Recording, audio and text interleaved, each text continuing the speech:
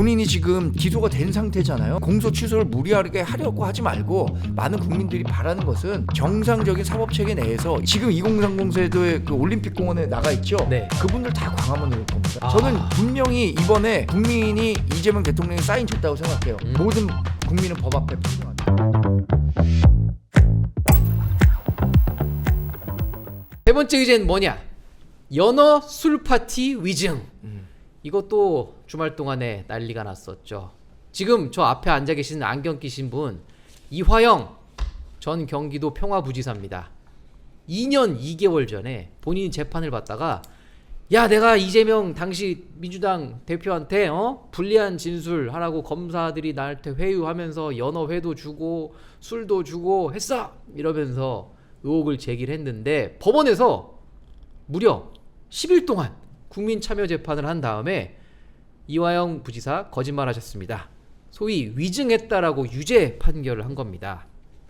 이걸 놓고 지금 또 여권 내에서 시끄러운 소리들이 나오고 있는데 결국엔 이게 조작 기소 특검 이거에 타격을 입지 않느냐 이제 이런 이유 때문에 그런데 마침 또 오늘 지금 오전에 단독 기사가 하나 나왔어요. 정성호 법무부 장관이 사의를 표명했다라고 단독 보도가 나와서 저희 기자들이 통화를 해봤더니 사실 무근이라고는 했다면 사실 무근이라고 했다는데 전 이거예요. 이게 이 기사가 나오는 게 아니땐 굴뚝엔 연기가 나지 않습니다. 그러니까 뭐 예를 들면 아니라고는 하겠죠. 아니라고는 하는데 그러니까, 뭐 예. 대통령이 고사를 시켰을 수도 있는 거고요. 지금 사의를 표할 시점이 아니잖아요. 원래 사실. 아니죠. 원래 장관이 아니라 저 총리로 예, 가면서 뭐 사의를 총리설도 표명했으면 있었었고. 맞는데 근데 이제 이게 마침 또 이화영 전 부지사 이게 아니 이렇게 그런데 되고 이 법원 판결과 관련해서 법무부 장관이 책임질 내용은 아니잖아요. 없죠. 법무부 장관이지만 사법부 판단과 관련해서 일절 영향을 가질 수도 없는 없죠. 것더러 그것에 대한 책임을 통감하기도 어려운 그랬죠. 상황인데 글쎄 왜 갑자기 사의 표명 얘기가 나왔는지 모르겠습니다. 그러니까 저 연어 술 파티 사실 그 검사가 소위 박상현 검사가 지금 법무부에서 징계하고 있거든요. 그리고 네. 법무부가 감찰했는데 연어 술 파티 있었다라고 결론을 내렸거든요. 근데 법원은 또 없었다 그랬거든요.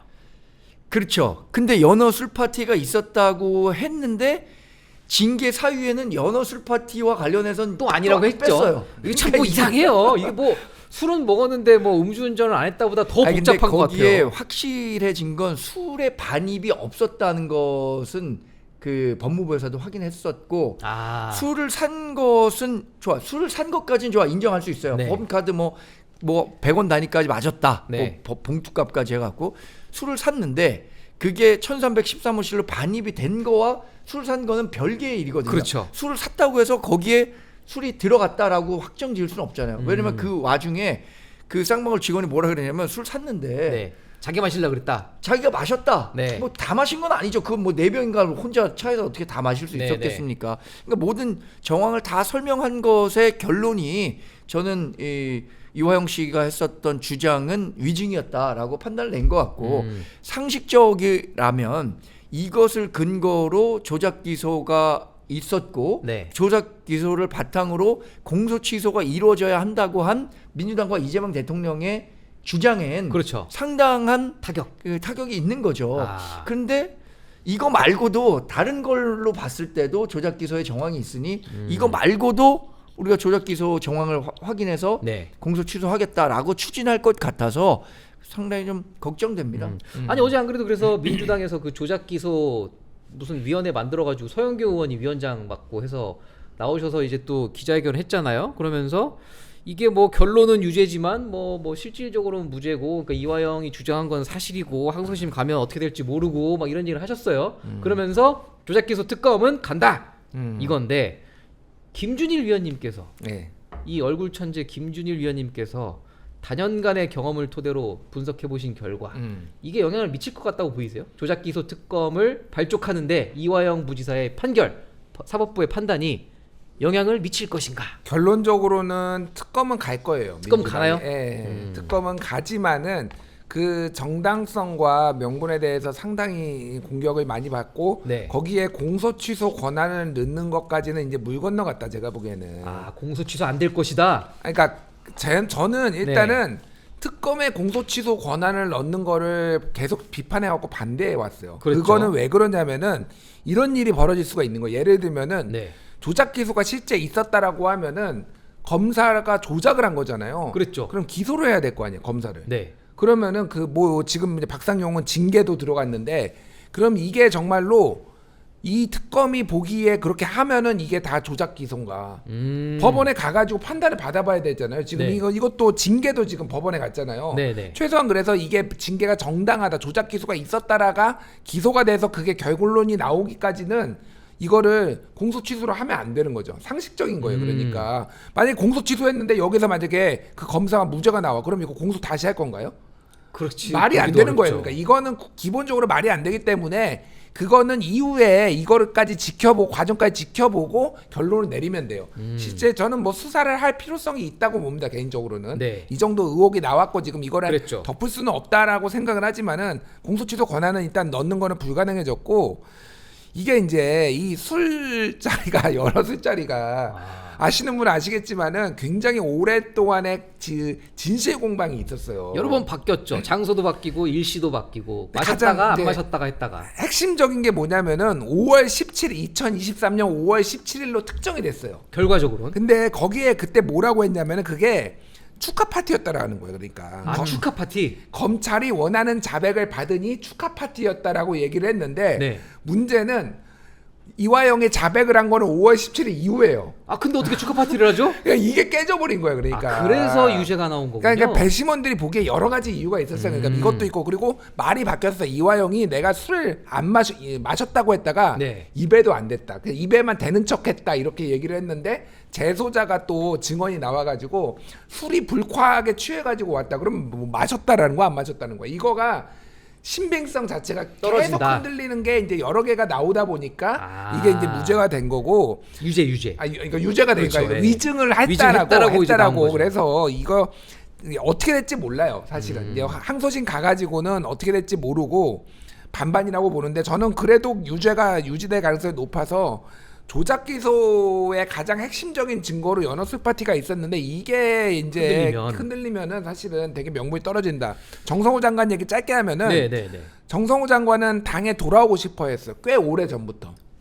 이 정권이 출범한 이후에요? 이빨이 다 빠졌어요 지금. 아이고. 이빨이 다 빠져가지고 네. 스트레스 받아서 임플란트 하고 그래가지고 굉장히 빨리 돌아오고 싶고 그 명분이 친명 좌장이 없다 지금. 아. 이재명계가 사람은 많은데 좌장이 없으니까 내가 가고 싶어 한다라는 시그널을 여러 번 보냈는데 제가 알기로는 대통령이 지금 안 보내주고 있는 막고 있다. 이런 상황인 걸로 알고 있어요. 뭐 공소 취소하고 가라 뭐 이런 건가요? 그것까지인지는 모르겠어요. 근데 네. 정성호 장관은 본인 손으로 공소 취소를 할 생각은 없고. 그러겠죠. 그래서 다른 사람 얘기가 뭐 이건태 의원 뭐 그냥 다 썰입니다. 이건태 네. 의원이 가가지고 그거를 총대를 맬 가능성이 있네 없네 뭐 이런 얘기까지 나오고 있고 어쨌든 정성호 장관이 그래서 사의를 표명했다가 이게 말씀하신 대로 괜히 나온 게 아니다. 제가 보기에는. 하긴 지금 또 뭐 전당대회를 앞두고 지금 김민석 총리도 그렇고 송영길 의원도 그렇고 이게 좀 이거 되겠어? 이런 분위기가 있으니까 사실 정성호 장관 딱 나와가지고 출마 딱 하면 아 근데 정성호 장관이 또 그 당 대표 나가기에는 네. 뭐 굉장히 안 되나요? 이분 점잖고 네. 또 이 선거에서 아까 뭐 팬덤 얘기했잖아요. 팬덤이나 이런 것들도 좀 있어야 되고 하는데 은은한 팬덤 있지 아니 더군다나 이재명 대통령은 네. 이재명 대통령은 김민석 총리에게 힘을 실어주고 있는데 아. 어떻게 출마할 수 있겠습니까? 전 당 대표 이런 거랑 상관없이 전 뭐 정성호 장관과 제가 초등학교 선후배 관계라고 한번 말씀드리지 않았나요? 네, 맞아요. 술자리도 예, 좀 하고 예. 그랬는데 이분은 워낙 점잖은 분이에요. 그리고 하고 싶은 것은 결국에는 국회의장을 하고 싶어하는 것 같아요. 아 국회의장. 그러니까 국회의장을 하고 싶어하는데 그러면 이제 그 행정부에서 물러나서 당에 돌아가서 다음 총선도 좀 준비하고 네. 그리고 정말 당에 좀 무게 그 중심을 잡고 싶어하는 그런 의지는 있겠죠. 근데 저는 이화영 전 평화부지사에 대한 판결 가운데 3개가 있었거든요. 네. 하나는 유죄고 2개는 무죄가 됐어요. 하나는 공소 기각이 됐습니다. 공소 기각이 된 네. 거죠. 공소 기각이 된 게 뭐냐면 직권 남용과 관련한 맞아요. 내용이거든요. 쪼개기 이거 구원이었나요? 검찰이 쪼개기는 그건 무죄. 그리고 뭐 그 그 국장으로부터 북한에 뭐 이렇게 묘목 보내주고 보내준 하는 거. 거 그것에 대해서 국장이 먼저 기소가 됐는데 그 공소장에 공범으로 이거 넣어가지고 공범으로 넣어갖고 한 거 그거는 공소 남용이라고 해서 기각했잖아요. 검찰의 공소권 저는 남용이다. 여기에 이재명 대통령의 갈 길이 있다고 생각합니다. 뭔가요 그게? 아니 본인이 지금 기소가 된 상태잖아요. 그렇죠. 그런데 공소 취소를 무리하게 하려고 하지 말고 많은 국민들이 바라는 것은 정상적인 사법 체계 내에서 이거 보십시오. 이게 무리한 기소였다면 법원에서 공소 기각이든 무죄 판결을 줄 겁니다.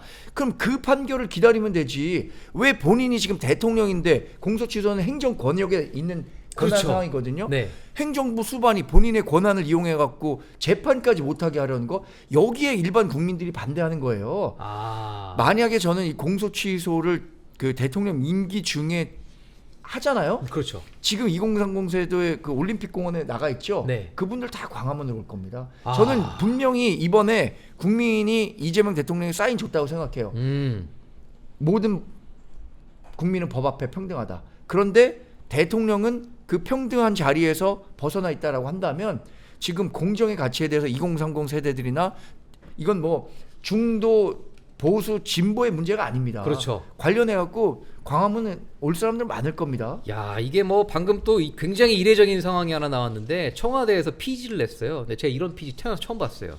지지율 관련된 피지를 냈어요. 뭐야? 읽어드릴게요. 오늘 리얼미터에서 데드크로스 그랬어요? 났거든요. 최근 지지율 변동은 민생 경제 상황에 대한 국민의 체감과 국정 운영 전반에 대한 평가가 종합적으로 반영된 결과로 봅니다. 청와대는 이를 엄중하고 겸허하게 받아들이며 국민께서 무엇을 걱정하고 무엇을 바라고 계신지 더욱 세심하게 살피겠습니다. 이런 피지를 냈는데 오늘 리얼미터에서 의미 있는 숫자가 뭐 나왔나 보죠? 데드크로스가 부정평가 국정운영 부정평가가 더 높게 나왔어요. 이재명 대통령의 부정평가가 더 높게 나왔다고요? 대략적으로 47 긍정, 49 부정 뭐 이 정도 나왔는데 이제 처음 그 리얼미터 기준으로는 처음이죠. 데드크로스. 이게 뭐 오차범위 안에 있더라도 어쨌든 이게 숫자가 뒤집어진 게 이번 정권에서 처음 있었던 일인가 보죠. 그래서 뭐 청와대에서 나온 거는 뭐 대통령도 이미 네. 얘기를 했어요. 뭐 그 민생 경제 뭐 국정운영 그래서 엄중하게 받아들인다는 그랬죠. 이미 앞에서 얘기했고 결국은 당 정이 책임감 있게 해야 되는데 그거를 지금 잘 못하고 있다라고 본인도 정부도 청와대도 책임이 있지만은 당이 또 문제다라는 거를 우회적으로 좀 암시한 걸로 봐요 저는. 이게. 결국엔 또 이것도 당에 또 문제가 있다. 우리도 문제가 있지만 너네도 좀 반성해라. 근데 뭐 이런 진짜, 취지다. 진짜 제가 네. 누구 편에 드는 게 아니라 정청래 대표 너무 심해요. 그래요? 왜냐하면은 아니 대통령 칭찬만 하고. 네. 그러니까 뭐 월드 클래스 이런 얘기만 하고 네. 하는 얘기가 맨날 당원이 뭐 당의 중심이다. 뭐 이런 얘기만 하고 지금 민생 현안에 대해서 그리고 지금 뭐 부정선거래 저 성관이 사태에 대해서 그렇죠. 얘기 안 해요. 맞아요. 아무 말도 안 해요. 호남만 가던데 요새. 이게 말이 되나요 이게? 그러면 최소한 이 책임 있는 여당 대표면은 이런 것들을 어떻게 해결을 해야 될지 야. 지시도 하고 그랬는데 그거는 원내 지도부가 그나마 뭐 하려고 하고 있고 당 대표는 아무것도 안 하면 이건 말이 안 된다. 이런 무책임한 당 대표는 처음 봤다 진짜. 야 거의 지금 뭐 한 줄 평을 미리 하신 것 같은 느낌인데 저희가 마지막 순서로 민심 점검 Q&A 바로 시작해 보겠습니다. 여러분께서 남겨주신 댓글을 저희가 엄선을 했는데 먼저 저희 정 의원님께 한번 여쭤보겠습니다.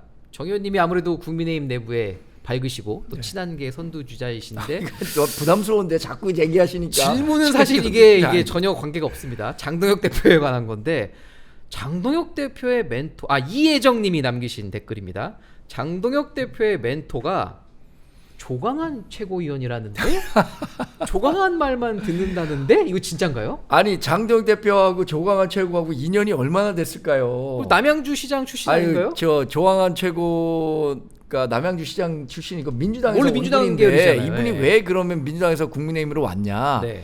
이재명 대통령과 엄청나게 싸웠어요. 남양주 시장 때. 아. 왜냐하면 뭐 계곡 정비 사업과 관련해서 경기도지사 시절 때 계곡 정비 사업 그 남양주에서 다 내가 한 건데 그 경기지사가 자기 공으로 갖고 간다라고 해갖고 코로나 재난지원금 경기도에서 줄 때 남양주에만 뭐 늦게 줬든가 뭐 그러고 또 남양주에 대해서 뭐 도정 그런 게 감사, 있었군요. 행정감사 예. 해갖고 도저히 민주당에서 있을 수가 없는 거야. 아. 그러던 차에 이제 이재명과 싸우니까 우리 당의 당시에 친윤 뭐 인재 영입위원장을 맡고 있었던 이철규 위원장이 그러지 말고 영입했군요. 우리 당에 오시라. 그래서 남양주에서 출마도 하게 된 거야. 이게 정치적 배경이 있습니다. 그 이후에 장동혁 대표 만난 거지. 장동혁 대표랑 그 전에는 생면부지의 사람이었어요. 그러니까 서로의 이해관계 뭐 때문에 멘토라고 하기보다는 이제 지명직 최고위원이 네. 당 대표가 지명해서 주는 자리거든요. 그러니까 당 대표가 본인 입으로 직접 하기 어려운 얘기들을 네. 이렇게 쿠션 넣어서 할 때 지명직 최고위원들이 하는 경우가 많죠. 그러니까 장동혁 대표도 지켜야 되고 뭐 그런 뜻을 하는 거지. 윈윈하는 멘토가 아니라 호위무사예요. 호위무사. 제가 보기에는 네. 자, 그러면 이번에는 김 의원님께 예. 김 의원님이 또 요즘에 애정하시는 단어가 하나 있죠. 문조 털레이와 관련된 질문이 하나 들어왔습니다. 아나장님, 그럼 문조 털레이는 포스트 이재명, 그러니까 다음 대선 주자로 청청래 대표나 조국 전 대표 누구를 미나요? 저도 좀 궁금하네요. 청청래 대표가 당 대표 되면 대선 주자까지 가는 건지. 최소한 예. 상황 변화가 어떻게 될지 모르겠지만은 그쪽의 세계관에서는 원래 문재인 다음엔 조국이었어요. 아, 원래 한 번도 변한 적이 없습니다. 그런 건가요? 예, 그러니까 조국 대표가 네. 문조 털레유에 이게 그냥 만들어진 단어가 아니에요. 아, 문재인, 조국. 그 다음에 김어준. 그럼 다음 대선 주자가 정청래. 김어준이에요? 아니죠. 그건 아니에요? 김어준은 여기 이 단어에 네. 제가 이 단어를 진짜 별로 안 좋아한다는 얘기를 먼저 드리고 그런데 김어준, 그러니까 문재인이 가장 앞에 있고 문재인 다음은 조국이라는 거잖아요. 그렇죠.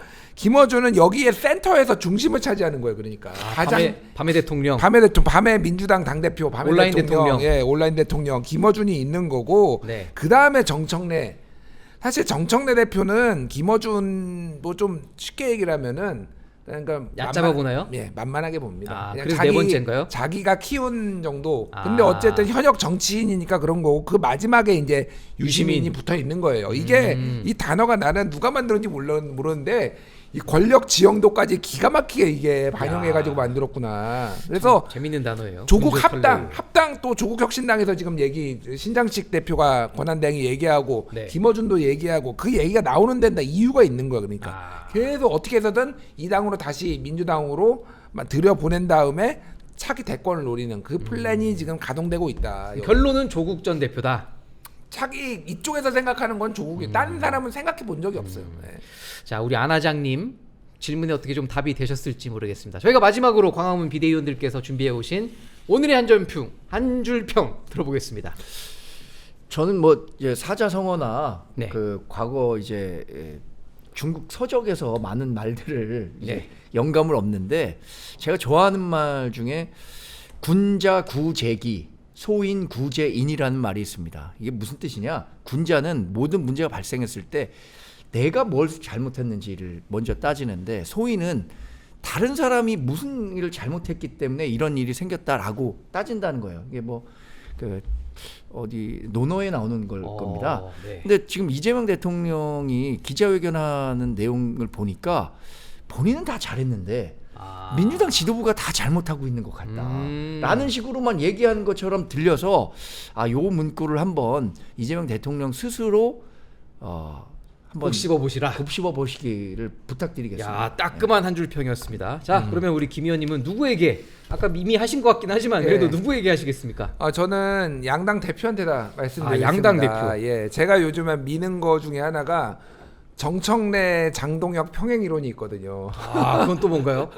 두 사람이 굉장히 닮은 부분이다. 굉장히 다른 것 같지만은 네. 굉장히 닮은 부분이 있는데 그 특정 강성 지지층에만 기대 가지고 민생을 돌보지 않고 사람들이 이 국가나 당이 나아가야 되는 방향으로 그런 것들을 고려하지 않고 본인의 자리 보전 아니면 차기 권력 획득에만 지금 열을 쏟고 있어요. 딱 그 지지층만 보고 가겠다라는 거거든요. 네. 굉장히 닮은 모습을 이게 이제 이 시대의 이제 정치에 좀 슬픈 모습을 개인적으로 봤을 때는 이게 좀 안 좋은 쪽으로 이제 그렇게 발현이 되는데 본인 할 일은 최소한 하시라. 본인 할 일은 하시라. 장도혁 대표도 자기가 책임져야 될 거는 책임지고 그리고 정청래 대표도 최소한 당 대표로서 할 일은 해야 된다. 책임을 다하라. 책임을 다하라고 그렇게 말씀드리겠습니다.